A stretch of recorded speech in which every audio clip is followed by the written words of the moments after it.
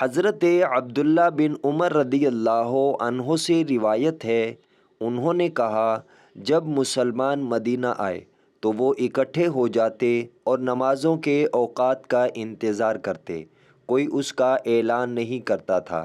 ایک دن انہوں نے اس کے بارے میں گفتگو کی تو بعض نے کہا عیسائیوں کے گھنٹے کے مانند 1 گھنٹہ لے لو، اور بعض نے کہا یہود کے کرنا جیسا کرنا۔ البتہ حضرت عمر رضی اللہ عنہ نے کہا تم ایک آدمی ہی کیوں نہیں بھیج دیتے جو نماز کا اعلان کرے؟ رسول اللہ صلی اللہ علیہ وآلہ وسلم نے فرمایا اے بلال اٹھو اور نماز کا اعلان کرو۔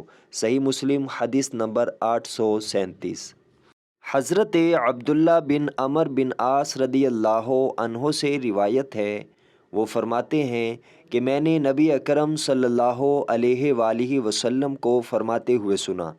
آپ صلی اللہ علیہ وآلہ وسلم فرما رہے تھے جب تم مؤذن کو سنو تو اسی طرح کہو جیسے وہ کہتا ہے، پھر مجھ پر درود بھیجو، کیونکہ جو مجھ پر 1 مرتبہ درود بھیجتا ہے اللہ تعالیٰ اس کے بدلے میں اس پر 10 رحمتیں نازل فرماتا ہے۔ پھر اللہ تعالیٰ سے میرے لیے وسیلہ مانگو، کیونکہ وہ جنت میں ایک مقام ہے جو اللہ کے بندوں میں سے صرف ایک بندے کو ملے گا، اور مجھے امید ہے وہ میں ہوں گا۔ چنانچہ جس نے میرے لیے وسیلہ طلب کیا اس کے لیے میری شفاعت واجب ہو گئی۔ صحیح مسلم حدیث نمبر 849۔